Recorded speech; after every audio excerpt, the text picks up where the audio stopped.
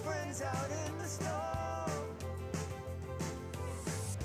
I've been chasing what the world knows, unable to transform. Lay me down at your feet, 'cause I know your love will cover me. I'm not afraid, enemies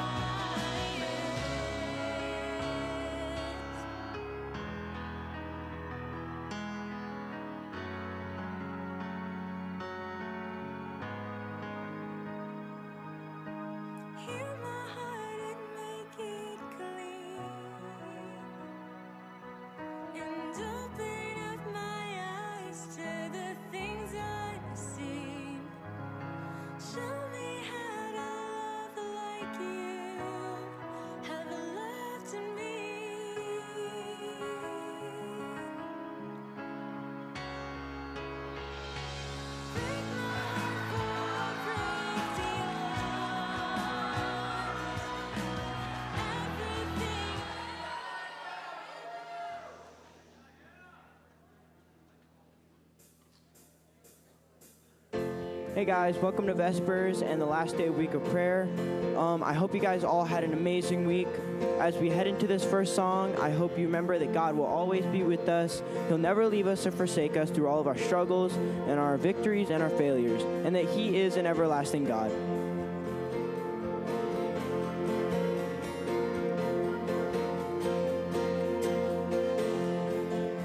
We wait upon the Lord, we will wait upon the Lord, we will wait upon the Lord.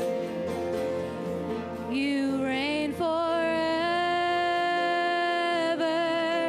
our hope, our strong deliverer.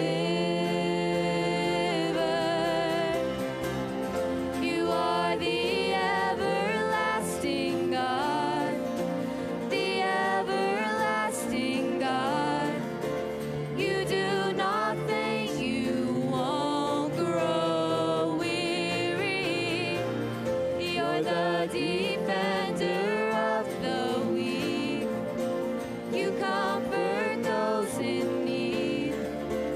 You lift us up on wings like eagles.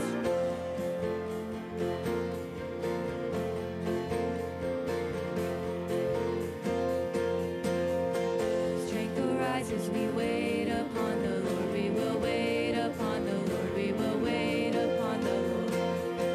Strength arises, we wait upon the Lord. We will wait upon the Lord. We will wait upon the Lord our God. You reign forever,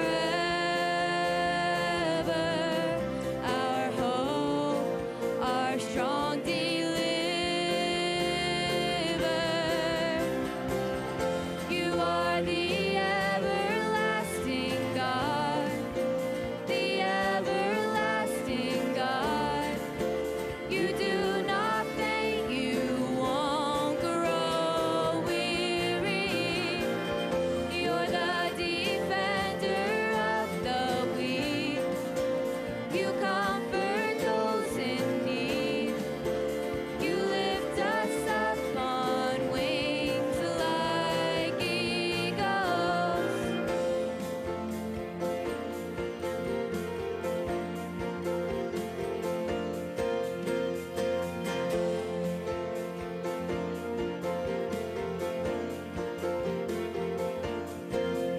Our God, you reign forever, our hope, our strong deliverer.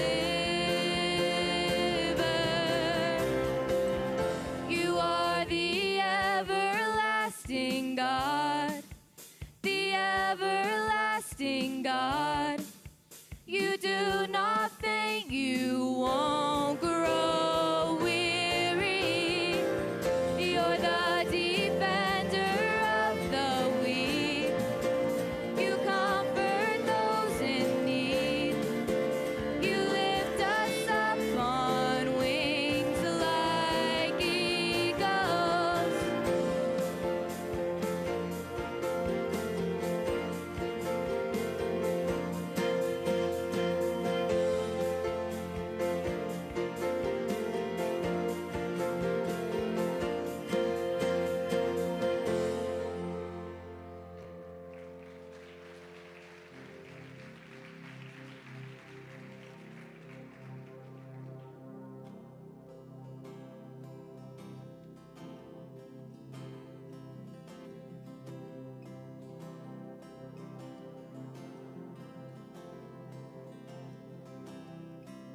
Worthy of every song we could ever sing.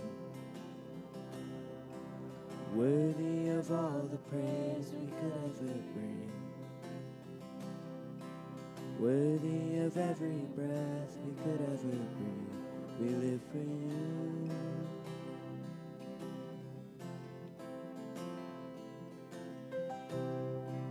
Jesus, the name above every other name. Jesus, the only one who could ever save. Worthy of every breath we could ever breathe. We live for you. Oh, we live for you.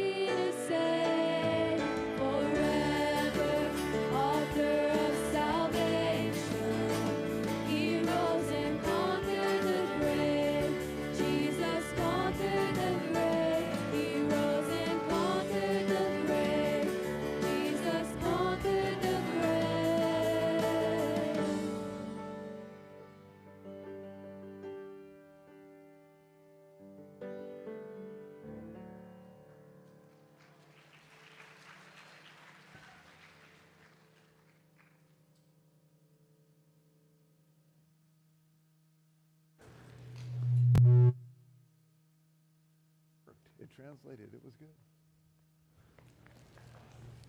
So what you just did up front here, somebody's trying to talk to us. What you just did up front here is something in the Bible that's really interesting. Often when Israel went into battle to defeat their enemies, they would send all the musicians ahead of everybody.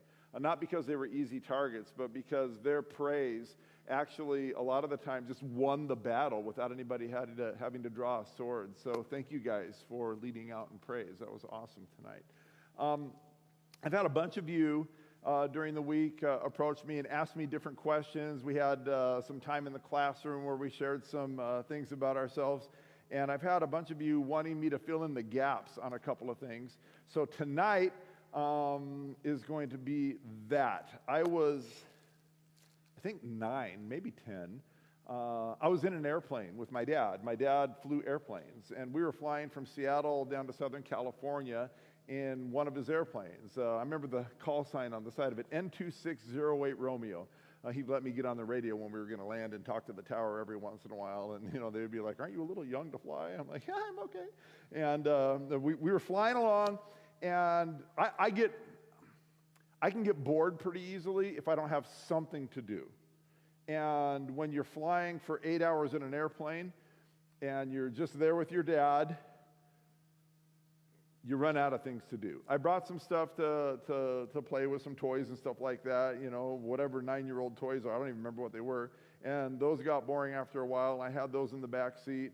And I'm sitting there flying along, and my dad was being quiet. He had a cigarette in his mouth, and he had the little window open, which did no good to get the smoke out. It would just swirl it around and get in my eyes and everything. But I was riding along, and I started getting more and more deep into thought, as deep as a 9-year-old can get. And then I started this really weird train of thought that I hadn't had before then. I started thinking back. And I thought back to when I was 8, good times. 8 was a good year. 7, and first grade was rocked. 6, also first grade, but that's a long story. 5, kindergarten, Mrs. Belknap. I loved Mrs. Belknap. 4, no preschool for me at home.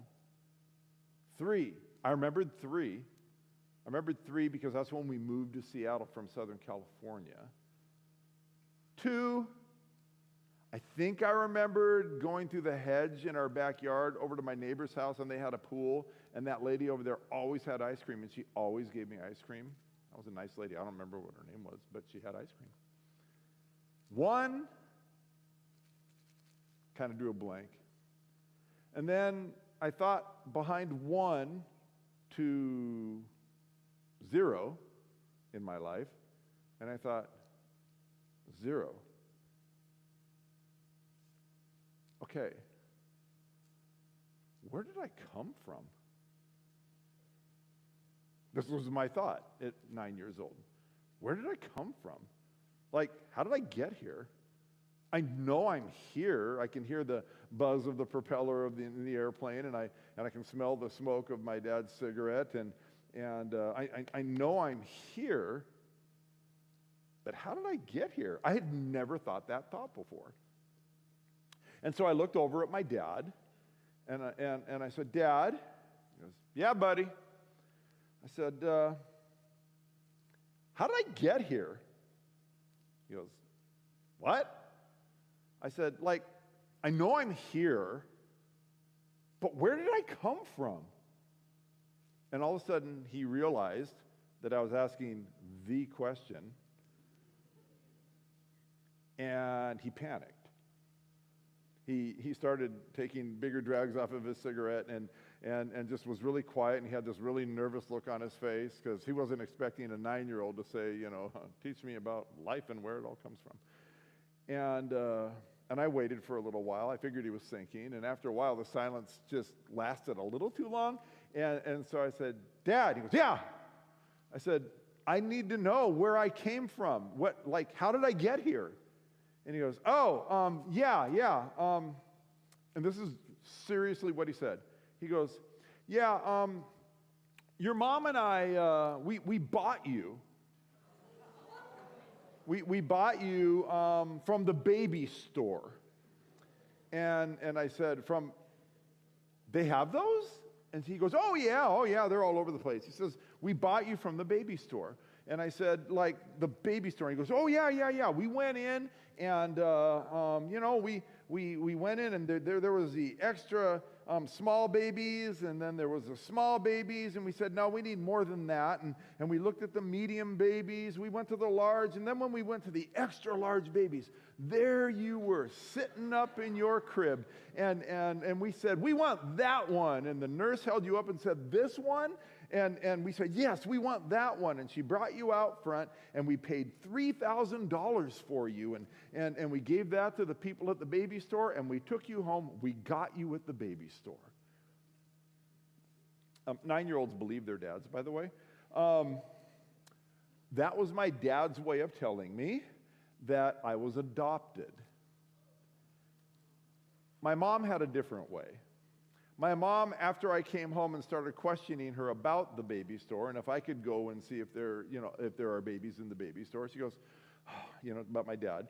And she goes, sweetheart, let me explain it another way. I said, okay. She goes, you know all those kids in the neighborhood that look just like their parents? I said, yeah.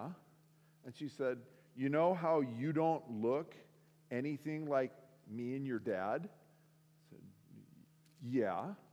She said, I really feel sorry for those kids from those other parents. And I went, why? And she said, because with those parents, the parents just got whatever came out. We chose you special. And I'm like, I'm special? And she goes, you're special. And I ran out and I was playing with my friends. You guys, guess what? I'm special and you're not. And they're like, oh, we know you're special, Mark. That was their way of explaining to me that I'm adopted. And I knew from that point on anyway that I was adopted. And it didn't really bother me. I kind of caught it and went, okay, yeah, it's a little different. I knew one part of my dad's story was true. The $3,000 part was true. Because they actually had a receipt for paying for me to the agency that they went through. And my dad would tell me things later on in life, like, go mow the lawn. And I'd say, I don't want to go mow the lawn. I hate mowing the lawn. And he'd pull out this receipt and say, we paid $3,000 for you. Now you go mow the lawn. And I'm like, man, I can't argue with that. And I'd have to go and mow the lawn. A couple of years into my life, they went back to the baby store, to the extra small section of the baby store, and they got me a sister, and they named her Laurel Victoria. And I met a Victoria today, a pleasant young lady. And that's my sister's middle name, Laurel Victoria. And we grew up first in Southern California, and then my family moved to Seattle. And while we were in Seattle, we lived in what I would call not a poor, but kind of a lower middle class economically neighborhood. Houses close together, really small houses, a little small yards, and if people had a yard. And in this neighborhood, were just lots and lots of people and lots of kids our age and stuff like that. Mom and dad both worked. Mom and dad, neither one of them were churched people. They both had, tobacco habits back in the day. It seemed like in the 60s and 70s, everybody smoked. And I remember going to the doctor and seeing my doctor outside of his office putting out a cigarette before we would go in and talk to my doctor about stuff. And this was just the thing back then, right? So I smoked, and they both drank, and they would go out on the weekends. They'd get a babysitter come in, and they'd go drinking and dancing and all the things that they wanted to do. And this was just kind of a normal life in America, a normal life in Seattle, right? And then everything changed. My mom comes home from work, and when she comes home from work, she opens the mailbox, gets all the mail. That was kind of her job. And she walks into the house, and she's sorting through the mail. And as she's sorting through the mail, there's this like placard kind of a thing that sticks out that's just bigger and oddly shaped. It's not like an envelope. It's announcing something, and she pulls it out, and when she's walking and she's looking at it, and it has really strange pictures on it. Like it has a dragon with a whole bunch of heads, and it's got a picture of the Pope kind of looking cranky, like he needs some more fiber in his life, and it's got pictures of people that look kind of mean with 666s on their forehead, and then another picture of some people in a corner that are praying with their hands like this, and rays from heaven are landing down on them, and on the top of it, it says Prophecy Seminar. My mom had never seen anything like this before. And she opened it up, and she looks inside, and evidently there's going to be some guest speaker coming into town, and there were all kinds of topics. And remember, this was 60s and 70s. This was when the Soviet Union and the United States of America were in a Cold War. Everybody had nuclear weapons and were threatening each other, and it was kind of a crazy time. People had bomb shelters in their backyard because they were afraid the whole world was going to blow up. And this was prime time for these kinds of seminars. And my mom looks at this, and she looks at the topics, and she hands this thing to my dad and says, Bob, what do you think of this? And he takes a look at it, and he reads through it, and he hands it to her, and he goes, throw that away. These people are like Chicken Little.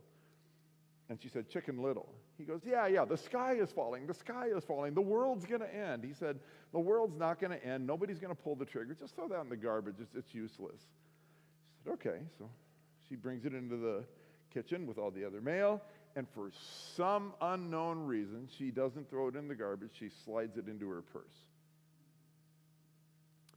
The next day, she's at work. It's her lunch break, and she and her best friend, Marge Prout, are sitting next to each other, and there's a TV in the little lunchroom where they were working. They were both secretaries.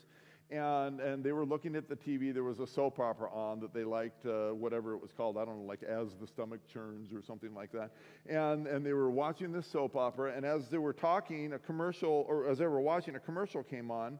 And so they stopped paying attention to the TV. And my mom looked down at her purse. Oh, dude, that's my phone. I'm so sorry. Oh, it's one of my other daughters. You want to meet her?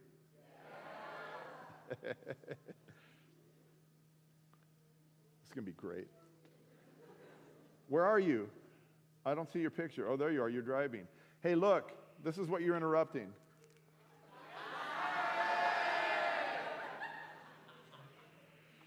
Are you looking? Oh, I think she's frozen. Oh, that's what you're seeing. You're interrupting. You're totally interrupting. I'll call you later. She's going to kill me. I just silenced it. So my mom looks at Marge, and she sees this little pamphlet, and she pulls it out, and she slides it in front of Marge. And she goes, Marge, have you ever seen anything like this? And Marge looks down at the pamphlet, and she goes, oh, that's my church. And my mom like, you went to church? And she's like, oh, no, I'm sorry, I should have. Yeah, I should have told you, but you know, I'm not very good at that kind of thing and everything. Anyway, that's my church, and we're having this guest come, and he's going to have all these topics and everything. I'm supposed to bring somebody. Would you come with me? And my mom said, you know, this looks really interesting to me, so yeah, I'll come. I'll come and see what it's all about. And Marge said, oh, that's so great. It's pressure off me because now I don't have to find somebody to invite and everything, and I'm great. My mom's name was Pat, but she called her Patsy. Okay, Patsy, this is really great. So my mom goes home, and she pulls this pamphlet out and shows my dad again and says, hey, this is Marge's church that's putting this on. And he goes, Marge from work? And she goes, yeah. And he said, and so? And she goes, well, I'm going to go with Marge. And he goes, oh, don't go doing that. And she said, why? Because I know you. You're going to get all involved in something that's just crazy. And these people that are always talking about the end of the world, they're not right in the mind, my dad said. Just please don't go. And my mom said, no, I want to go. It'll be no big deal. Just I'm going to go. So my mom goes to the first night, and she gets really engaged with what the preacher is saying. And at the end of the night, she looks at Marge and said, I kind of want to come back tomorrow night. And Marge said, oh, great. Oh, good. Okay, good. My mom goes the next night, and the next night, and the next night, and the next night. And pretty soon, as preachers do, there's an appeal for baptism. My mom is changing from the inside out during this whole thing, and she's learning all this stuff about Jesus and about prophecy and everything. And she looks at all of this, and there's this appeal for baptism, and somebody's playing the piano lightly in the background, as we do for mood. And she looks at Marge. She said, Marge, I think I want to go up. I think I want to be baptized. I've never been baptized, and I'm really convicted I need to do this. And Marge said, would you like me to go up with you? Would you? Yeah. So they both walk up, right, with a whole bunch of other people. My mom comes home, and she tells my dad, Bob, I just want you to know I'm getting baptized. And he said, baptized? Why? He said, I'm just really convicted that the stuff I'm learning and everything, and it's just kind of a sign between me and God. And he's like, oh, no, you're getting involved in this thing. I told you were going to get involved with this thing. I didn't want you to get involved with this thing. She said, but it's going to be okay. I'll leave you and the kids alone, but this is just my journey. And he's like, okay, just leave us out of it. You do you, but please leave us out of it. I don't want to change anything. I really like what's going on. And my mom goes and gets baptized, goes through the rest of the meetings, and starts going to church every Saturday, which starts irritating my dad, because on Saturdays he wants to go flying and leave the kids with mom, or he wants to go, and there's things he wants to do, and now he has to babysit, and then this just starts to irritate him a little bit. And then, and remember, this is back in, the 1960s, right? So maybe Adventism looked a little bit different than it does now. Maybe not a lot, but a little bit. Some people are glad for that, and some people are not glad for that. I'll let you judge. My mom gets home early from work, and she's made some changes in her life that she is convicted by the local pastor and congregation she needs to make. My dad walks into the house, and there are no ashtrays anywhere. And he's like, what am I supposed to put my cigarette in? And she said, don't smoke in the house anymore. And he's like, what? And she said, I quit smoking. And my mom just quit. Man, she didn't have to go through a plan. She didn't have to go through any kind of therapy. She just quit, which is remarkable. And he said, well, I have to smoke outside? And she goes, yeah. And he goes, well, that doesn't seem fair. And she said, well, I don't want the kids breathing that smoke anymore. And he looks at her and he goes, what happened to you? And she said, what do you mean? And he said, you look like you just got out of bed. And she said, I've decided that I'm not going to be wearing any jewelry anymore, and I won't be wearing makeup either. And my dad said, no makeup? And she said, nope. And remember, it's 1960s.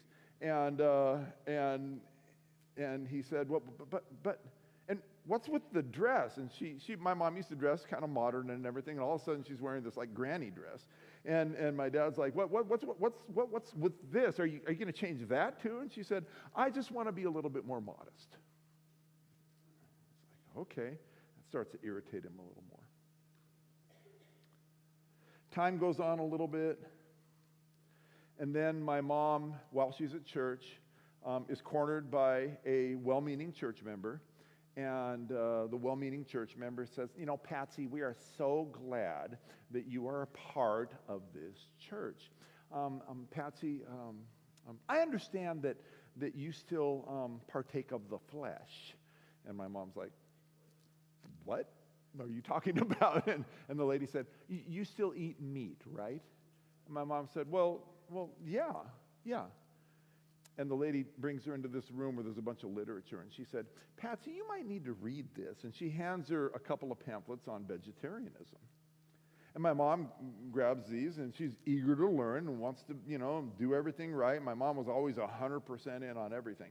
And she takes these home, and she reads them. And they aren't just like regular vegetarianism pamphlets, like you should eat more fruits and veggies. They were like neo-Nazi fascist vegetarian. Like you're not supposed to drink with your meals. You're not supposed to cook your food because it takes the nutrients out of it. Everything's got to be kind of raw. And so she gets convicted that, and there was some stuff in there about if your children are eating meat at the end of time, they might not get to go to heaven. There was all kinds of crazy stuff in there. And so she reads all of this, right? And she gets convicted again. The next day, Sunday, 6 o'clock, every Sunday, it's the only tradition my family had in our lives that I remember. every Sunday at 6 o'clock, my family would sit down in front of the television and watch Star Trek, which was just new on TV. Every episode was new at that point, right? We would watch Star Trek and eat Kentucky Fried Chicken. That's what we did every Sunday night, right? So my mom goes out to get the chicken, and we're all gearing up for all the chicken and all the stuff. And my mom comes in with grocery bags instead of a bucket of chicken. And my dad's like, was KFC closed or something? And she goes, no, we're going to start a new thing. My dad's like, what's the new thing? And she said, oh, from now on, we're going to be vegetarians. And my dad, he grew up Polish Catholic, well, not Catholic going to church, but Catholic by name. And there was not a lot of vegetables on the table. It was a lot of dead things, right? And so he looked at it, he goes, what? He'd never even heard of it, right? And she said, vegetarian, we're not going to be eating meat anymore. My dad said, what? Where are you getting this? And she said, it's good for us, just trust me. So my mom goes into the kitchen to prepare the food and put it on the table. She doesn't cook anything. She just cuts a bunch of stuff in half and puts it on the table, and there's fruits and nuts and grains and nothing to drink with the meal, because she read that in the pamphlet. And we all sit down, and my dad's looking at that, and my mom by then had instituted a thing where we were going to say grace, and so we said grace around the food, and we started grabbing and ripping and tearing and chewing, and it gave our jaws a huge workout that day.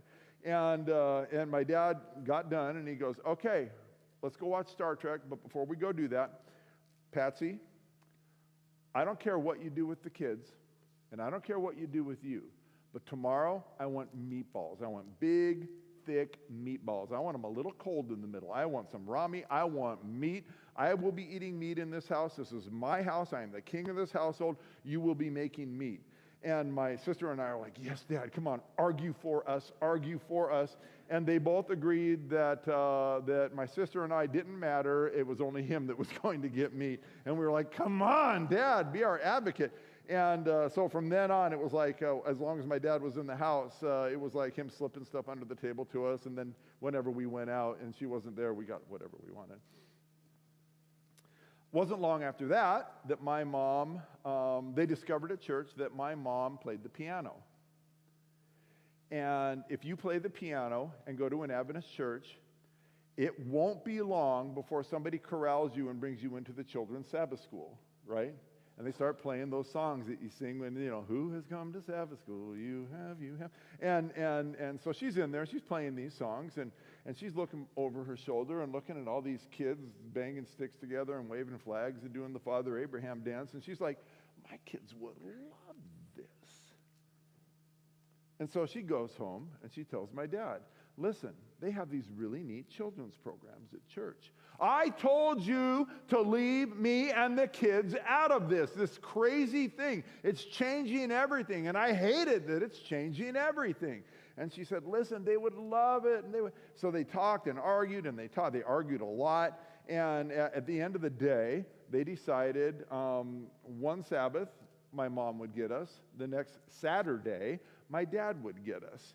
And so my sister and I started being pulled in this really, really odd way. They were just so polarized in everything when it came to religion. My mom wanted us to grow up as happy little Adventists, and my dad wanted us to grow up as happy little pagans. And we were just like being pulled in those two different directions, right? With Mom, we had to get up early on Sabbath and go to church, and Sabbath school was fun. We liked Sabbath school because there was the flags and the sticks and the felts. Felts are so cool. Why don't we stop using felts? Seriously. I mean, in youth group, we should be using felts. In Bible class, we should be using felts. Felts are cool.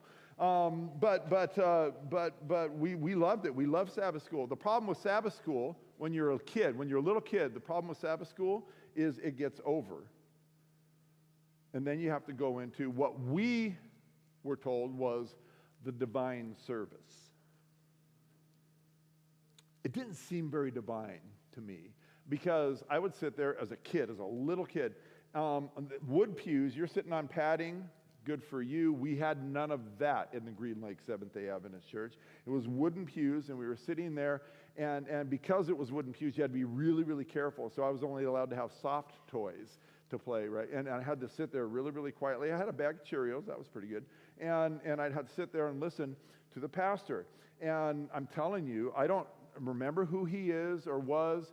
I don't remember any of that. I just remember I didn't get anything. I mean, it just sounded like that teacher on Charlie Brown. Wah, wah, wah, wah, wah, wah, wah. And it just, I didn't get it. I mean, he was always doing something about something in the Bible that I didn't care about as a little kid. I didn't get it. And so I would sit there, and I remember they had a clock on the back wall like you do not have here. And I remember as a kid turning around and looking at that clock. I couldn't even tell time yet, but I knew that when both hands were up like that, that's when the organ was supposed to be playing the last hymn. And sometimes that pastor, man, he'd let that clock go. And then finally he would get over, and I'm like, oh, good, I finally get to go home. And then the hymn, and often the hymn was 5 verses, and I didn't even know the hymn. And then we go home, and my mom got like really strict with Sabbath observance. And again, that was a change in our lives that I wasn't used to. Got really, really strict. Like, we get done eating a nice lunch that she would make. She always made a special lunch, which was really cool. And then I would go on, Mom, I'm going to go ride my bike. And she'd go, don't go ride your bike. It's the Sabbath. I said, but I'm just going to ride my bike. It's the Sabbath, mister. She called me mister a lot. And I said, well, what are we going to do? And she said, we're going on a 5-mile nature hike. Now, come on, let's go. And I'm like, that seems like a lot more work. I was going to coast on my bike. I mean, I wasn't. And then we'd go to the beach with a bunch of church people, and I'd start getting a little too much in the water. And my mom would yell from the beach, don't you go swimming, mister. It's the Sabbath. And I'm like, but it's warm out, and I want to swim. Don't you go swimming. It's the Sabbath. I'm like, huh. And I get this bright idea, and one time, it only happened once, and then I never did it again because I got some punishment for it. I said, Mom, I'm not going to swim. I'm just going to play baptism, okay? So I'm just going to go into the last time I was allowed to go even ankle deep into the water on Sabbath. Dad, he would take us, he called it bumming around. We'd go in the car, and we'd go somewhere, and it would be fun, and a little bit nuts sometimes. And we would do things that my sister and I really enjoyed all day. And we enjoyed some Sabbath stuff that my mom had us. But again, this polarization happened. Not long after that, in my 4th grade year, my mom discovered that not only did Adventists have churches, they also had schools. And people told her about it, and she started investigating. And she found out that her kids could go to an Adventist school along with their Adventist church. And so she went and did some investigation. She brings it home to my dad. She shows him some pamphlets they had advertising the school. My dad looks at it and he goes, wait a minute. These things cost money? And she said, well, yeah. And he said, but the public school they go to right now is free, and they're really good public schools. Why would you send them and pay money for the same education? Oh, honey, it's not the same education. They learn about Jesus, and they learn about things in the church and everything. He said, but I don't care about that. He said, you're already giving 10% of your money that you make to this stupid church. Excuse me, that's just his words. And he said, and now you want to give them more money so that they can get, he said, this doesn't make any sense to me. And they argued and screamed and argued and screamed. And my 4th grade year, my sister's 2nd grade year, we end up going to an Adventist school. Well, this tension grew and grew and grew until I was 11 and a half years old. And my mom and dad, the arguing that they had already done, which was a lot, reached kind of a crescendo. And the argument was always about religion, and it was always about how they wanted to raise me and my sister. And my dad he artfully swears. He has just very, very harsh language, and it didn't matter how far out of bounds a word was. If he needed to use it to get his point across, he used it, and he used it loudly. He was a yeller, a screamer. He'd get very angry. And he would be screaming and swearing at my mom. My mom had since quit swearing ever since she became a Christian, but she didn't need to because she would get her voice to this pitch that was worse than swearing. And so they would be screaming at each other. As they were screaming at each other, my sister and I would be in our rooms trying to sleep. And we'd hear every word. Remember, a little tiny house, little thin walls. It was a pretty cheap house. I think they paid $16,000 for it back in 1967. And yeah, we heard everything. We knew what it was all about.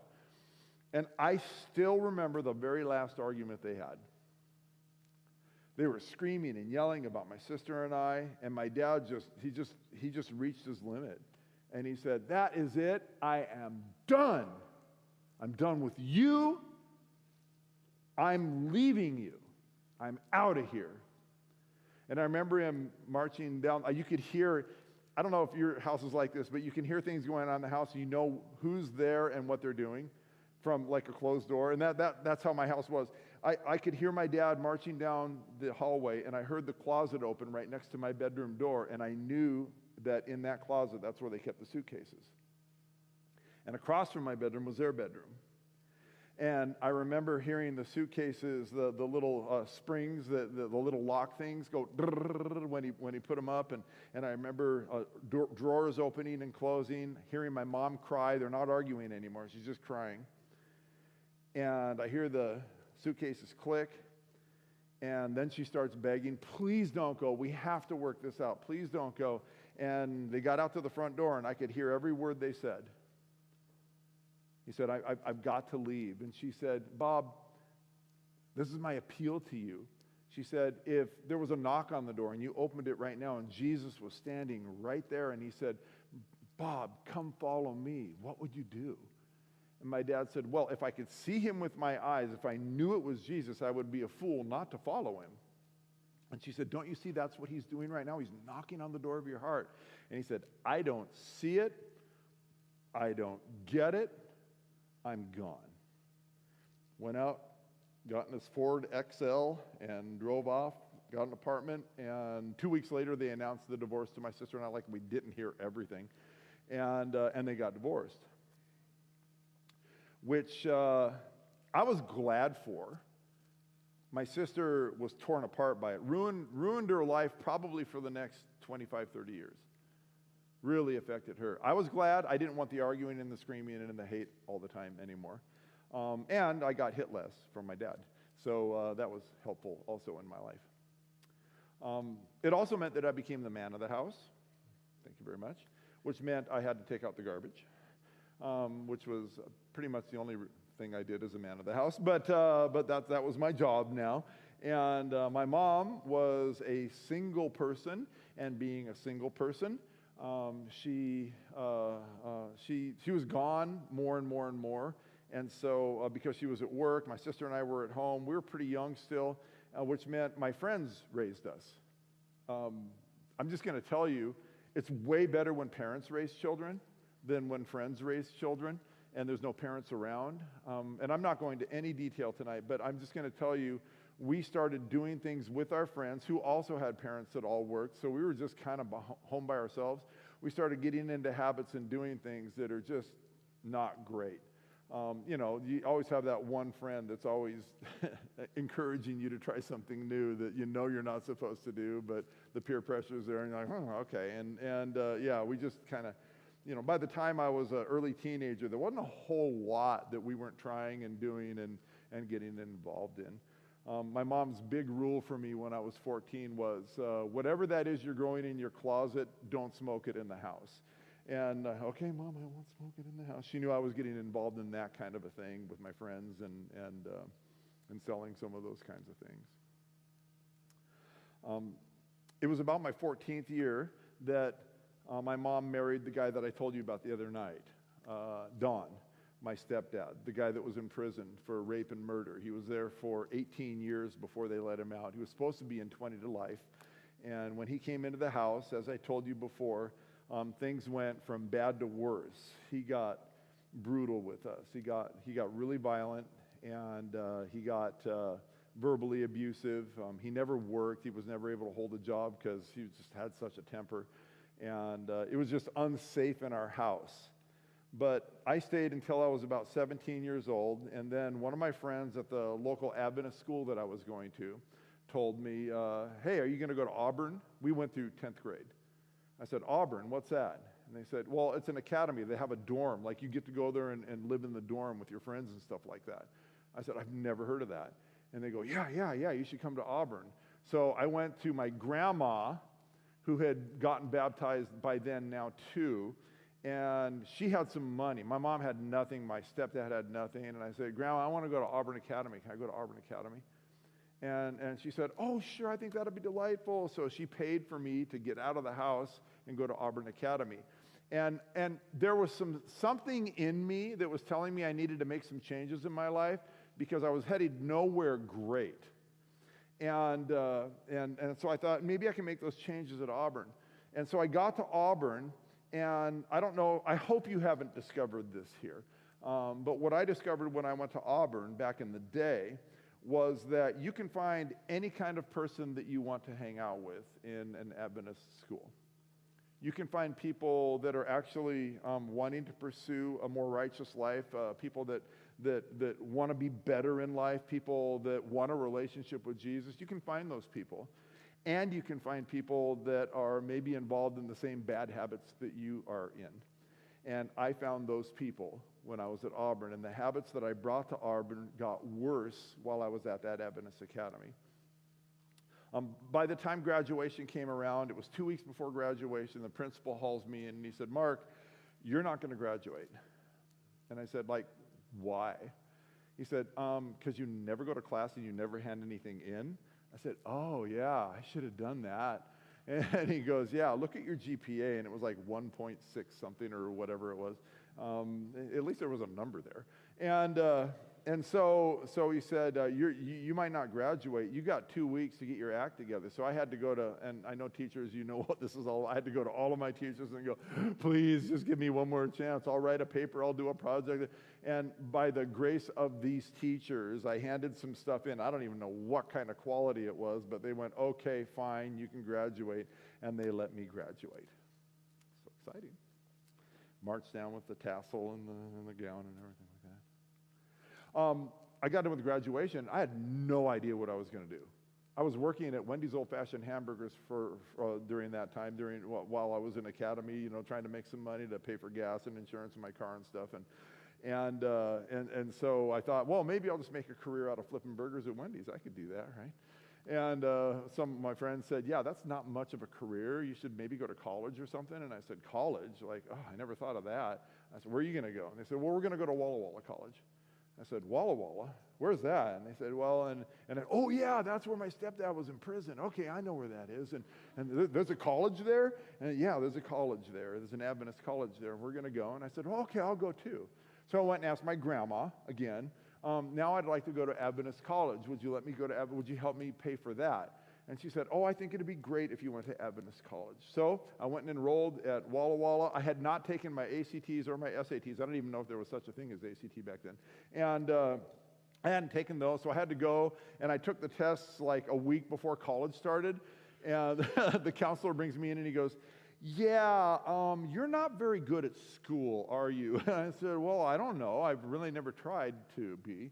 And he said, you're going to have to take, I think he called them bonehead math and bonehead English. I said, what does that mean? He said, you're not going to get any credit for these classes. You have to take these classes so that you can get up to snuff so that you can take some college classes. I went, oh. So I had to enroll in these classes, and then I enrolled in all my other classes, and they let me into Walla Walla College. The habits that I had in my neighborhood that I brought to my academy, I brought to college. And again, none of it served me well. And that's one of my little rules for life now. If I'm doing something that doesn't serve me well, I should probably stop doing it, but I wasn't smart enough to figure that out back then. And so I started skipping classes. I was doing things I wasn't supposed to do and everything. And about 3/4 of the way through the year, a little more than 3/4 of the way through the year, the dean went in for room check and looked and saw my roommate was in his bed and I was gone. And he looked at the window, and the window was open and the screen had popped out. They had a little lock on the screen, and I'd broken the lock and I was gone. And he wakes my roommate up, and he said, where's Mark? And he goes, I don't know. And he goes, where's Mark? And he goes, oh, he's at Marie's house. Knock, knock, knock. I go and I open the door in not a good state of being. Again, habits that I had gotten into. And Dean Meskey, Walt Meskey. Remember Walt? Remember Walt? Okay. He's so nice. That was the nicest kicking out I had ever received in my whole life. He looks at me and he smiles and he goes, "Oh, Mark, I'm sure someday you'll amount to something, but from now on, don't come onto campus. We're done with you. You can come get your stuff. I'll even let you take your final tests if you want to do that, but don't be on campus anymore. We're going to ask you not to be a student here anymore." I'm like, whoa, okay, got kicked out of college. That's probably not a good sign. And went and took my test, which was ridiculous. I didn't know anything on the tests. I handed them in and got whatever my final grades were. Actually, I know what my final grades were because later on in life, when I was in seminary and preaching school, a group of people voted me to be the president of the seminary class. And the dean brought me in and said, "Hey, while you were skipping chapel, they voted for you to be the seminary president of the seminary class." I said, "Oh, wow, okay." And he goes, "But I've been looking at your transcripts." He says, "Mark," and he turns this, I'd never seen it before. He turns my Walla Walla College transcripts around and he slides them over to me and he goes, "What happened this year?" And I looked at it and it was all D's and F's, except for one C. I got a C in tennis. Yeah. And I'm a pretty good tennis player. I don't know how I got a C. And I was like, "Hey, I got a C." And he goes, "Yeah, Mark, what happened?" I said, "Yeah, I had a kind of a blip in my life at that point. I'm so sorry."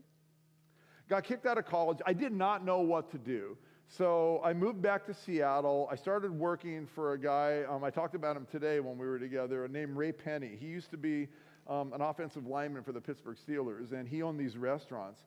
And I knew him through a friend, and we got to talk to each other, and he trained me to be a manager at one of his restaurants. And so I was managing his restaurant and making money and living in my apartment. Again, the habits were still there, but I wasn't so dysfunctional I couldn't work, right? A functional idiot, I think is what they call it.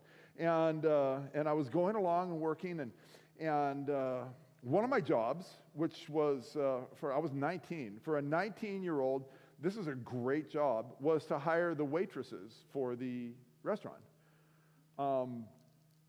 Because there is potential there. And they would come in and they would apply and I'd interview them. And I didn't hire so much on qualifications as will I date you or not. And I know that's shallow. I'm sorry. That's just the way it is because I was 19 and I was an idiot. And so I hired all these people that I thought would be fun to get to know. And they're working in the restaurant. And there's one of them in particular that I'm growing more and more fond of. And I said I think it was November, December, I said, "Hey, Debbie, would you like to go on a date with me?" She looks at me and she goes, "Yeah, sure. Where do you want to go?" I said, "I got tickets to a concert on New Year's Eve. You want to go to a concert with me? It's coming up, and we can go on a date." She goes, yeah, that'd be great. Yeah, I love them. There's a great group." I said, "Okay, we're going to go." It's awesome. And so New Year's Eve came, got dressed up. She got dressed up, went downtown Seattle, went to dinner, went into the arena, went to the concert. Just what you'd expect in a concert, lots and lots of loud music and people jumping around, and it was all fun and everything like that. And at the very end, at midnight on New Year's Eve, the band starts playing this love song, and the singers are singing, and the confetti and the balloons are dropping, and it's New Year's Eve, and we look around the arena, and everybody in the arena is kissing somebody. And I look at her, and she goes, so we kiss. And at the end of the kiss, she looks at me, and I look at her, and something turned off in my brain. And we walk back to the car, and we're driving home, and I said, "Man, I really, really like you." And she goes, "Yeah, I like you too, a lot." And I said, "You want to move in with me?" And she goes, judging me, and she goes, yeah, well, let's do that tomorrow. We don't have to work. I said, "Okay." The problem with that I didn't perceive as a problem, and she didn't perceive as a problem, but her parents perceived as a problem, was that she was 17 years old and a junior in high school. And so she goes home and tells her parents, And her dad calls me, and he's very angry and very drunk, and says, "Yeah, if you hurt my daughter, I'm gonna break your kneecaps with a baseball bat." And I said, "Oh, okay. What's your name?" He says, "I'm Roger Stogsdill." I said, "Okay, Roger, I promise I won't hurt your daughter." And he said, "Okay, we'll move her in tomorrow." The next day, he comes over with his truck with a bunch of her stuff, and she moves into the apartment with me. And for the next, until after she graduates from high school, we are together in this apartment and doing life together. Again, the habits that I had when I was young, the habits don't stay the same. They either get worse or they get better, I think, and those bad habits anyway. And my habits kept getting worse, and she enjoyed those habits too. And so we were kind of disconnected a little bit from reality, and certainly disconnected from the reality of what a real relationship was supposed to be like, because it ended up that we really didn't like each other very much. We loved each other. We said it all the time, love you too, but those were just words. We didn't like each other, and I knew she didn't like me because she was always yelling at me and blaming me for stuff that I didn't think was my fault, and I'm like, what was going on here, and why do you keep calling me those names? And they were not like polite little names, names of endearment. They were like really, like she would drop F-bombs all over me and everything like that, and it was just like, whoa, why are you so angry at me? And she goes, oh, it's not you, it's me. And I'm like, okay, well, what's the matter with you? And she goes, well, it's not me, it's you. And I'm like, well, I don't know what to do here. But I didn't want to break up with her, because in my mind, in my weird mind, it was better than being alone, which is not true, but that's how my mind worked. And so I said, we're just going to make this work out. I'd never seen a good marriage. I didn't even know what they looked like, right? It didn't exist to me. I just knew that I didn't want to be alone. I wanted companionship, and she was my companion. So love you, and then. So our life was going on. She graduates from high school. We're both working for this in this restaurant, and that was my life. I just felt like this is it. I'm not very smart. I'm in this relationship that I hate, but better than being alone. And this is what life is. I just decided that this is what life is. I am so glad that God didn't see it that way. I'm really glad God didn't see it that way. One Sunday morning, both in bed, there's this bang, bang, bang, bang, bang, bang. Bang, bang, bang, bang on my door, my front door. I'm like, get out of bed, throw some sweats on, don't even have a shirt on. And you know how you do when you wake up. Open the door, and there's this guy standing there. 5'6", maybe. Shiny bald head, cheap suit, and huge Bible under his arm. And I'm still kind of blurry in my eyes from the night before, and my hair, big hair back then, and I'm in my sweats, I'm not wearing a shirt, and I'm looking at him. I don't know what thinks he was seeing, but I'm looking at him, and I'm like, who is this? And he looks at me, and he does the most irritating thing. He goes, hi! Like, he'd step on his toes when he talked like this. He goes, hi! And I look at him, I go, hi, who are you? Hey, I'm Pastor Dave. I'm your mom's pastor. Oh, no. My mom is so concerned about me that she is sicking the pastor on me now. No. And I said, well, what do you want? And he goes, do you mind if I come in for a minute? And before I could even answer, he puts his hand on my bare chest and moves me out of the way and walks into my house, and he goes and sits on my couch. And I'm like, who is this strange little man? I walk in and I sit down and I'm like, what do you want? And he looks at me and he goes, Mark, You know your mom loves you, right? Yeah, I know my mom loves me. Well, Mark, you know she prays for you every day, right? Yeah, I know. She always tells me she's praying for me. I get that. Okay. Mark, we're having some meetings at our church that we want you to come to. And I said, meetings? What kind of meetings? He said, they're prophecy seminar meetings. And I said, yeah, no thanks. I am not interested in your prophecy seminar meetings. 0.0 interested. Thank you, no. And he looks at me and he goes, oh, okay. And he gets up and he walks out of my house. He doesn't offer to pray for me. He doesn't offer to leave me something to read. He just gets up and he leaves. He doesn't even shut the door. And I walk out and I watch him while I lived on the third floor, and he walked down these stairs, and I just thought, what a strange little guy. And I shut the door. Debbie comes shuffling out. Who is that? That was my mom's pastor. What did he want? He wanted me to go to church. She goes, so I know, right? The next Sunday, same time in the morning, knock, knock, knock, knock, knock. Knock, knock, knock, knock, knock. Shuffle out there in my sweats. I open the door. Hi. Hi again. Mind if I come in? I think you're going to anyway.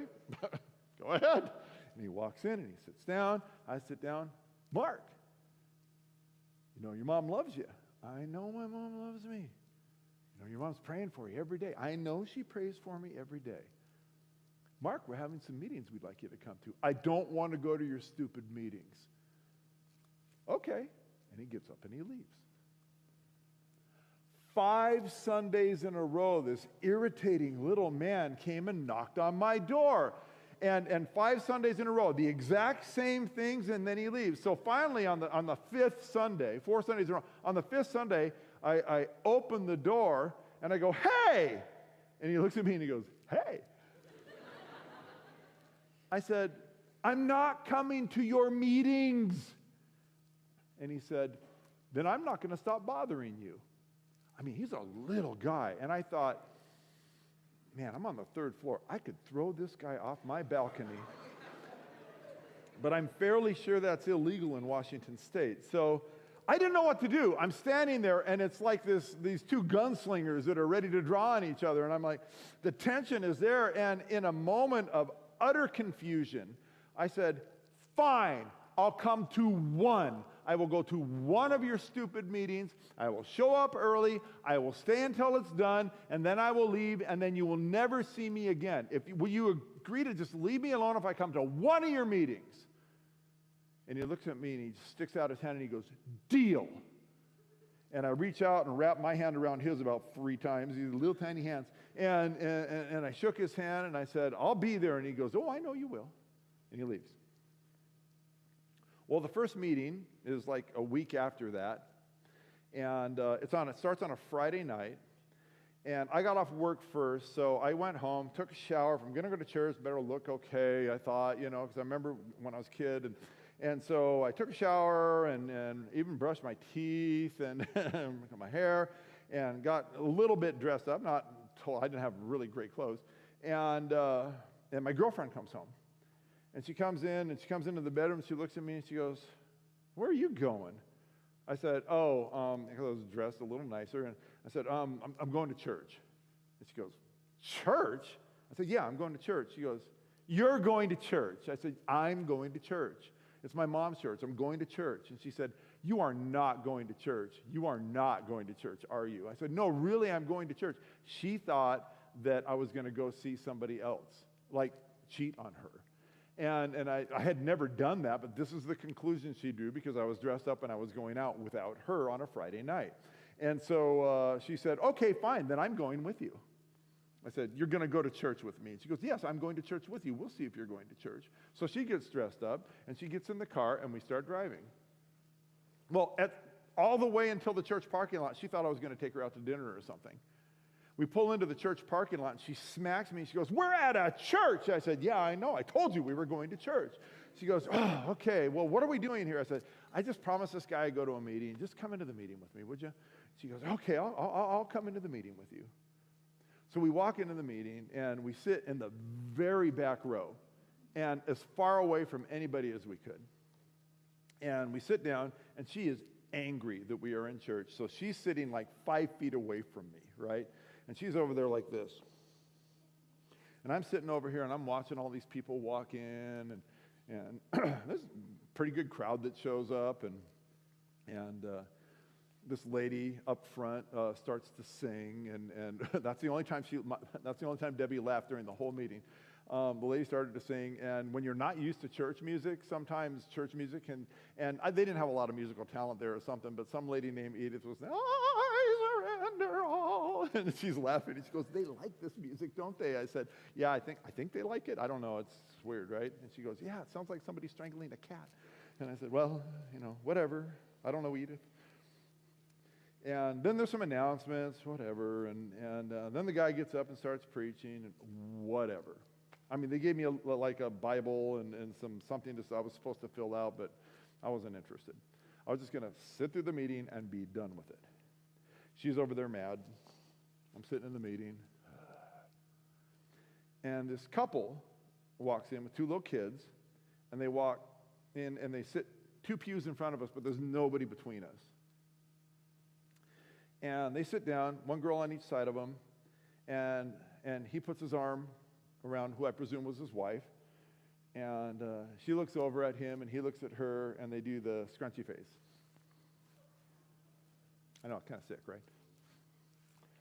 I'm looking at them, scrunchy facing at each other, and I look over at Debbie, and Debbie's like, then he reaches over and gives his wife a little kiss, she's like, I look over at Debbie, and Debbie's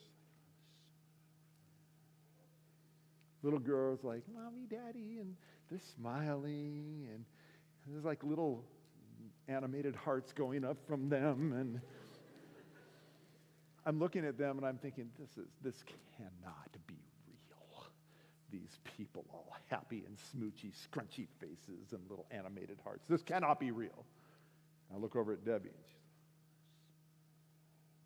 this is real. I'm looking at them, I'm looking at her, looking at the whole meeting, man. I had no idea what the guy in front was saying. 0 idea. I was looking at them, and I was looking at her, and I was looking at them, and I was looking at her, and all of a sudden it dawned on me, I have got to get out of this relationship. This is toxic. I mean, if this is possible, I got to get out of this. Meeting gets over. On the way home, she goes, that was pathetic. And I said, yeah, maybe not so much. And she goes, what do you mean? I said, well, that's pretty good. And she goes, what do you mean? I said, you know what? I do not know where this idea came from. I sometimes want to give God the credit, and sometimes maybe another source, but because it wasn't honest at all. But what came blurting out of my mouth was, listen, I'm going to come back to all these meetings. I've decided I'm going to be a Christian. And you know what that means? She goes, what does that mean? And I said, that means you have to move out because Christians aren't supposed to live together. And she looks at me and she goes, what? And I said, you got to move out. I'm going to be a Christian. I've decided just now I'm going to be a Christian. You got to move out. I had no idea what that meant. I just knew that Christians weren't supposed to live together and she had to get out. She gets home and she calls her dad and he's hurting me. And I'm like, oh no. Roger comes over with his truck and he's got a baseball bat and he's stumbling around. He was very drunk and I took the baseball bat out of his hand and sat him down and we moved all of her stuff out. I helped Roger back down the stairs and Debbie drove home because he was very drunk. And there I was sitting in my house by myself, going to be a Christian. Pastor Dave called, so you're coming tonight, right? And I thought, if I don't go to these meetings, she's going to find out and I'm going to be in so much trouble. Yeah, I'll come to the meetings. So I went to the next meeting. This time, I opened up the Bible and I followed along and I started filling out the little things with the little blanks that you have to, there was a sentence you had to fill in the blank when the pastor said the stuff, and I went to the next meeting. Then I went to the next meeting. And pretty soon, it was getting toward the end of the meetings, and I was filling all the stuff out, and I didn't know it, but I was learning a whole bunch of stuff, and something started changing in my black little heart. And the pastor made a call for baptism. Actually, the first call for baptism, I forgot to tell you, was that first night. Come up if you're interested in studying or something like that. And I got up and went, and she was so mad. But he made a call for baptism, and I walked up for baptism. I said, yeah, I think I want to do this. I mean, I need a change in my life. I know I need a change in my life. Maybe this is the change I need. And he came down, and the little guy, man, he put his head right here and hugged me and said, oh, I'm so proud of you, Mark. And other people walked up and everything too, and it was cool. Meetings got over, and he came over to my house, this pastor guy, and he sat down and he goes, okay, Mark, let's talk about baptism. I said, I'm ready to be baptized. I went to all the meetings. I filled out all the stuff. I know all the stuff. Ask me any questions. I know all the stuff. He goes, well, what do you mean? I said, like all the stuff about the church. I know what to believe. I know all the things. And he goes, okay, Mark. He said, you're convicted right now. And he says, I appreciate that, but you're not converted. And I said, what do you mean? And he goes, yeah, you know what's right and wrong, but you don't know Jesus. I said, what do you mean? He goes, let's study a little bit more together. Every Tuesday night he would come over and he'd open the Gospels. And he walked me through the Gospels and he introduced me to Jesus. And I can't repeat the time it happened. I can't repeat the lesson he taught. But all of a sudden during one of these lessons, the gravity of what happened on the cross and what Jesus did for me absolutely crushed me. Crushed me. And I started to cry. I just started losing it because I just understood for the first time in my life who Jesus is and what he is in my life and what he's done for me and what he wants to do for me. And I lost it. And I'm sitting there crying. And I don't know, like guys don't know what to do when girls cry. Like girls, when you cry, we're like, oh man, she's leaking. Don't know what to do about that. You know, we try to fix it. Guys try to fix it, you know. Well, maybe you wouldn't cry if you just did this, this, and this, and it just makes it worse, right? We don't know what to do when girls cry. We really don't know what to do when guys cry in front of us. Like if there's one of our guy friends crying in front of us, we're like, oh man, sports, you know. we don't know what to do. And so I'm crying, and poor Pastor Dave's looking at me, and he's like edging his chair away, and I keep blubbering, Jesus is so cool, man. He's so cool. Don't you think Jesus is cool? And I'm crying. He's like, yes, he's very cool, you know. And so I settle down, and he goes, okay, now you're ready. You're ready to be baptized. Let's baptize you this Sabbath. What do you say? And I'm wiping my eyes. I said, this Sabbath? He goes, yeah. I said, well, I can't. I work. And he goes, what do you mean you work? I said, I got to go to work. I have to work this Saturday. And he goes, no, you're going to be baptized this Sabbath. You don't work on Sabbath anymore. And I said, yeah, okay, but I have to work this Saturday. Like, I got to pay the rent and stuff. So yeah, I got to work. And he goes, no, you don't work on Saturday anymore, Mark. You are going to be baptized as a Seventh-day Adventist. And he's smiling at me, and I'm like, okay, whatever, but I can't be there this Sabbath because I got to go to work. And he gets mad at me, and he stomps his foot, and he grabs his books, and he goes, I will see you this Sabbath, and I will baptize you this Sabbath. And he walks out of my house. That was a Tuesday night. The next day, something's bothering me. You probably guess what. And my boss looks at me. And by now, I'm working in this grocery store in downtown Seattle. And he looks at me and he goes, Mark, what's on your mind, man? You look like something's on your mind. I said, man, I don't know, man. I got this thing going on, and I tell him, and he goes, Mark, you have to work this Saturday. I don't have anybody else. I said, I know. I just don't know what to do. When we're having this conversation, these people from across the street, there was a television station across the street, come walking in, and they would get their lunch there at our little deli and grab stuff and everything. And this one guy that always came in that I liked, he was a really good guy. He worked in production there. His name was Rich. And he comes in and he goes, hey, Mark, how you doing? And I said, I'm doing okay, Rich. How you doing? Oh, I'm doing great. Hey, Mark, you know, I really like your personality. I said, Rich, I like your personality too. You're a good guy. And he goes, Mark, I think your personality would fit for something that I have in my mind. I said, what do you have in your mind, Rich? And he goes, we have a job over at the television station in production. You could be a production assistant. We need you to do this, this, and this, and everything. And I think you would be really good at it. What do you think? Would you like a job at the television station? I decided to throw out a fleece. I didn't know what a fleece was at that point, but I decided to throw it out. And I said, well, Rich, I don't work on Friday nights or Saturdays. Can you handle that? And he looks at me and he goes, oy vey, you're a Jew, I'm a Jew. We all celebrate Sabbath together. You can come to temple with me this Shabbat. And I said, really? I could have Sabbath off? And he goes, yes, you can start tomorrow if you want. I look at my boss, I'm like, and I started working at the television station. And that Sabbath, I walk in, and Pastor Dave looks at me, and he goes, I knew you would be here. And I looked at him, I said, and that really bothers me. But here I am. He baptizes me, and as I'm drying off, the head elder comes in. He goes, hey, Mark, welcome to the church. And I said, thanks. It was the guy who sat by his wife in front of me. His name was Zachariason was his last name. And he looks at me, and he goes, hey, congratulations, you're now a part of the church, and you're in charge of the youth group.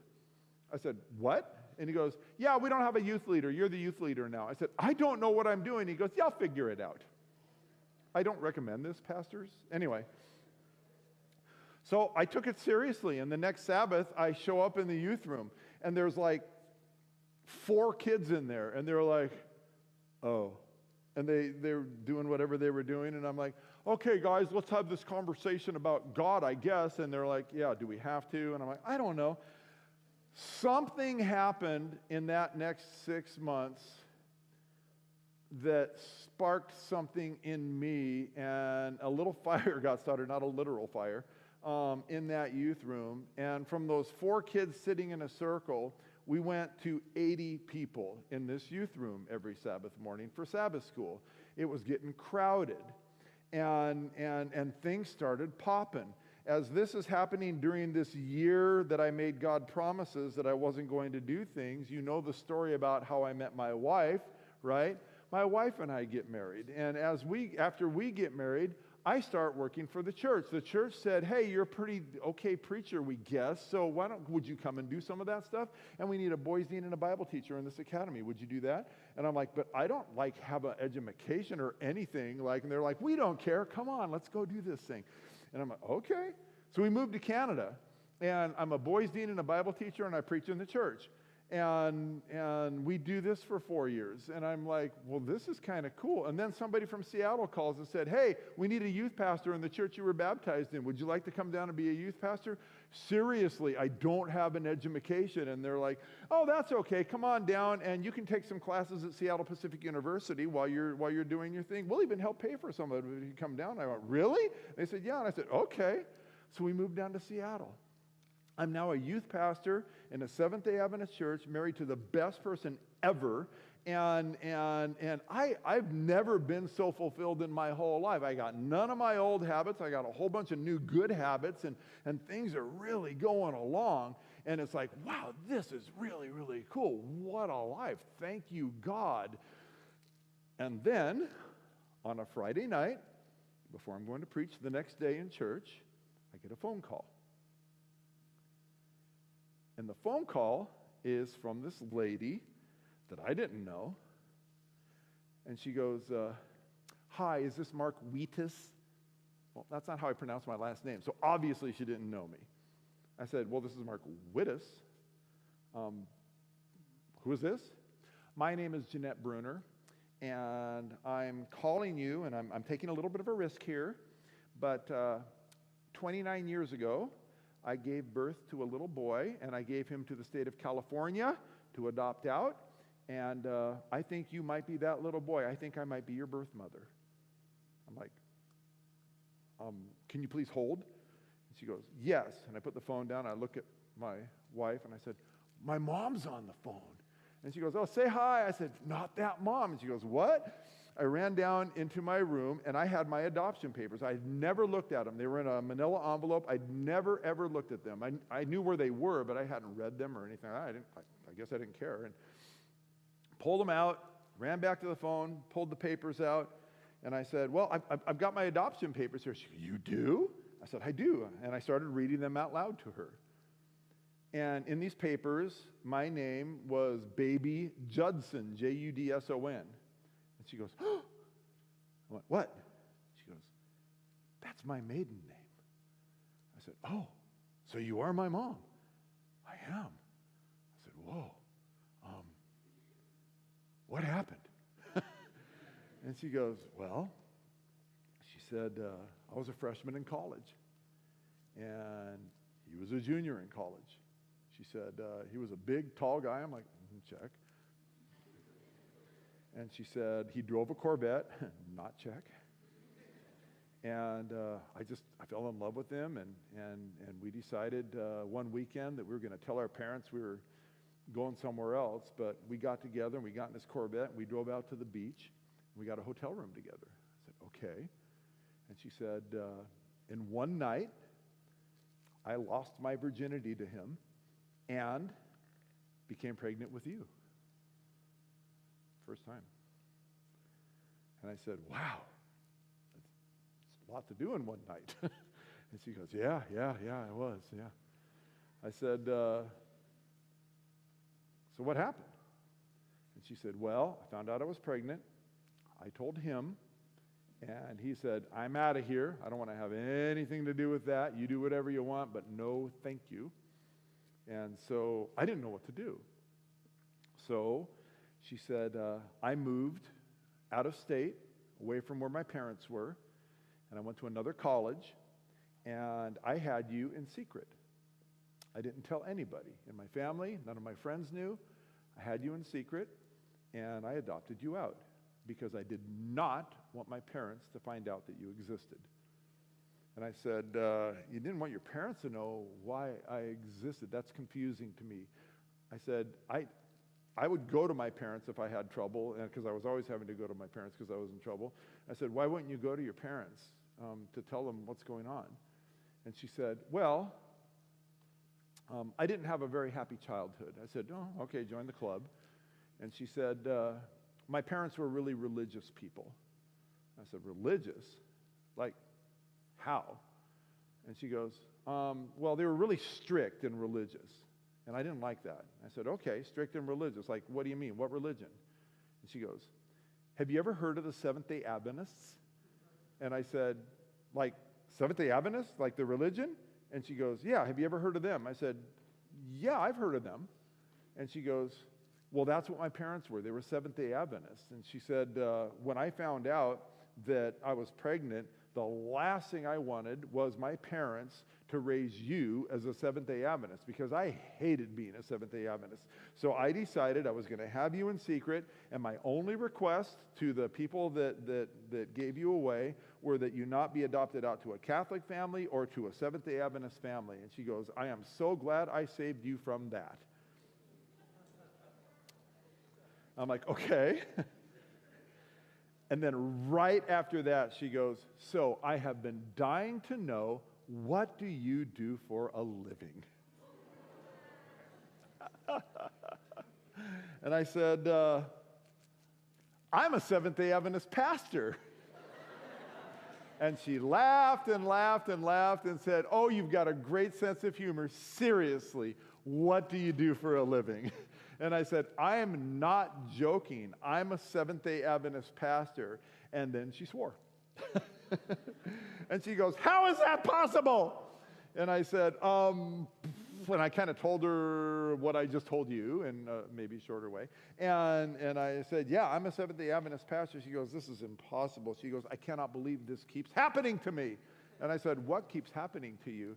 She said, I'm on my third marriage. Do you know where I met this guy? I said, no, I don't know anything about you. And she said, I met him at a blind date in this bar in Arizona. I said, yeah. He had a cigar hanging out of his mouth, and we both had a glass of wine in front of him. I said, okay. And she goes, we're talking and sharing our lives and sharing our stories. And when the waiter comes over, she said, I ordered vegetarian.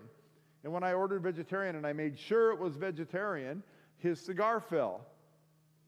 And she said, is there something wrong? And he goes, you ordered vegetarian. She goes, yeah. And back then it was rare that people were vegetarian. She goes, yeah. And he goes, do the words Ellen White mean anything to you? And she goes, what? And he goes, are you an Adventist? And she goes, no, I was. And he goes, so was I. And they're like, oh, whoa. And they end up getting married. And then she finds me and this happens, right? And she goes, I do not know what the universe is trying to tell me. And I'm like, I do. We talk and talk and talk. At the end of the 2-hour conversation, I asked her all kinds of questions. She answered me all kinds of questions. And at the end of she says, okay, well, I just wanted to know you were safe. Thank you for your time. I go, whoa, whoa, whoa, whoa. Like, do I get to meet you? She goes, you want to meet me? I said, well, yeah. It's like been 29 years. Last time I saw you, you didn't look too good. And she goes, do you really want to meet me? I said, yeah. When do you want to meet? I said, it's my birthday in 2 weeks. And she goes, I know. She said, I celebrate it every single year. For the past 28 years, I've celebrated your birthday. I'm like, okay, all right, I'm okay. I said, why don't you meet me on my birthday? She goes, okay, I'll fly in. She lives in San Jose, California. She flies up to Seattle. I go and pick her up. One of my friends from my previous life finds out about all of this. He's got a limousine service that is a front for laundering this drug habit and distribution problem that he had. And he goes, oh, dude, I gotta pick, let's use the limo. I'm like, Tim, you cannot be high when we go pick up my mom, okay? And he's like, no, I promise, man, I'll be clean. I said, okay, let's go. So we go to the airport. They were filming a movie at the time, so I couldn't go into the airport. And it was during the first Iraq invasion. And so everything was a mess. And so I'm waiting out on the curb, and she finally comes out from the crowd, and I saw her. And I walked up. I said, you got to be Jeanette. And she said, you have to be Mark. I said, I am. And she came and she hugged me. And it's the first time I ever hugged anybody I was related to. And I said, man, this is really cool. And then I discovered that she had really bad eyesight because she kept looking at me and saying, you're beautiful. You're beautiful. You're just beautiful. Get your eyes checked. We get into the limo, and we go to my house, my wife and her and me, and we're just having a great time. Next day, she comes to church where I am preaching that day in church. First time she'd been in a church in 25 years. And she's sitting right in front with my adopted mom, and they're holding hands while I preach. I don't know what I said. It was probably the worst sermon in the world, right? And afterward, we just spent a couple of days together. And from that day, my adopted mom's passed away now. My birth mother is still alive. From that day, she and I became, I think, as close as any son and mother could be. We call each other every single day. I've talked to her 3 times today. And we communicate every single day. We're constantly going on vacations and visiting together with our families and stuff. And it's just this incredible relationship that we have. God knew even after my other mom died that I still needed a mommy. I really need a mommy. And I have this incredible relationship with her. Okay, long story to make a short point.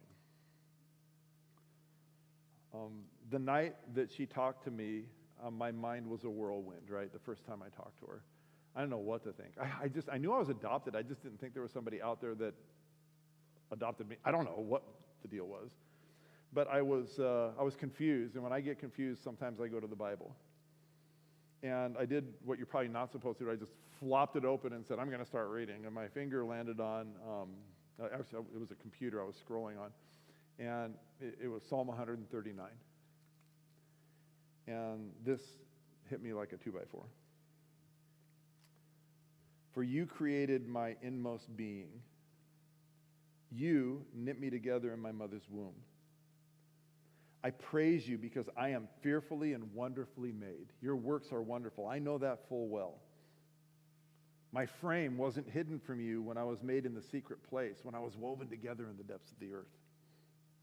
Your eyes saw my unformed body. And then I saw this sentence, and man, it hit me. All the days ordained for me were written in your book before one of them came to be. Please listen to this. All the days ordained for me were written in your book before one of them came to be. For the first time in my life, I realized I wasn't an accident. I was on purpose. And that all along, God had a plan for me. I didn't know it. I was running the other way. I was ignoring him. But he had a plan for me. And if that is true for me, if that scripture is true for me, it's true for you. God has a plan for your life. He's ordained your days. He's chosen you to be on his team. He has saved, past tense, saved you. And he wants to work with you to make this world a more beautiful place. And I would just challenge every single one of you. Take his hand and go with it. There is not a better life.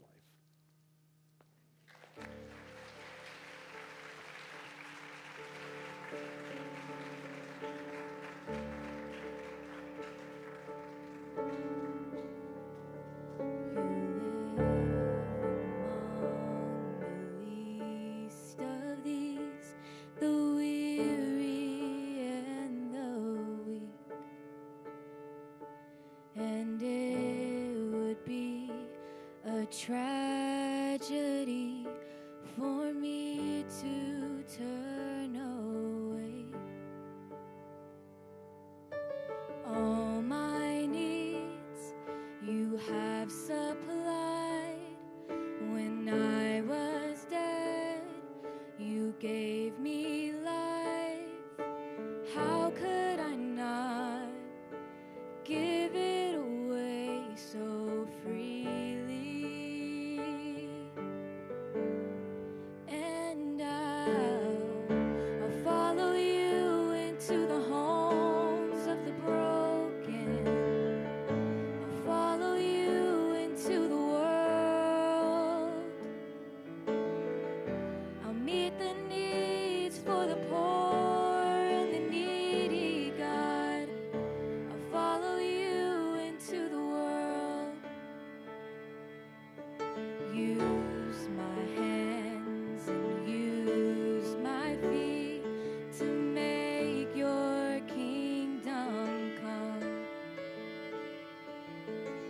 To the corners of the earth until your work is done.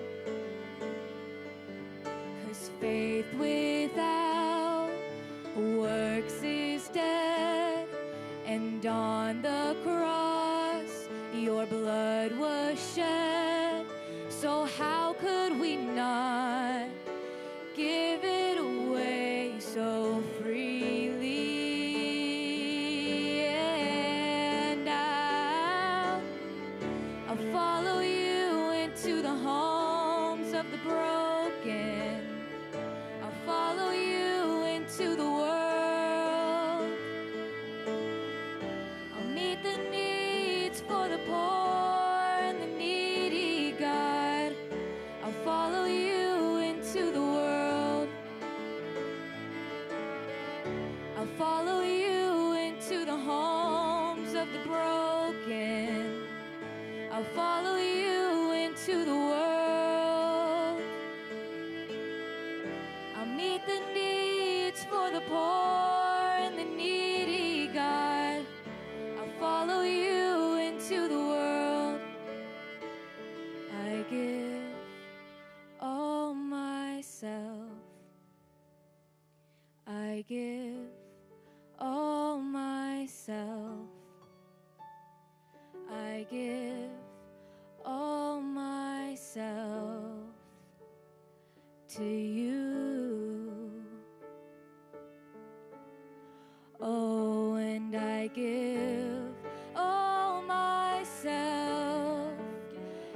yes, I give all myself, and I give all myself to you.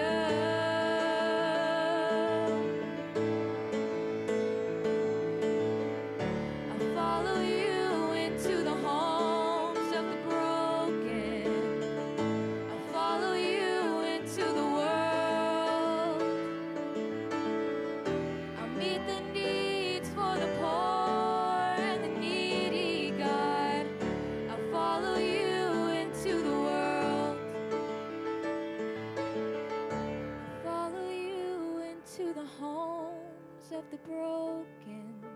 I follow you into the world.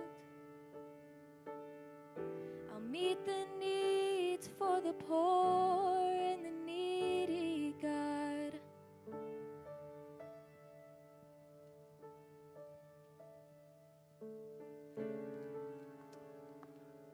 So that's it right there. It doesn't matter if you know what you're going to do next year in life. It doesn't matter if you've had a real easy, wonderful life or a life more like mine. It really doesn't matter, because you're chosen. Either way, you're chosen, and there's a plan for you. And the plan is what you guys were singing, what you guys are playing.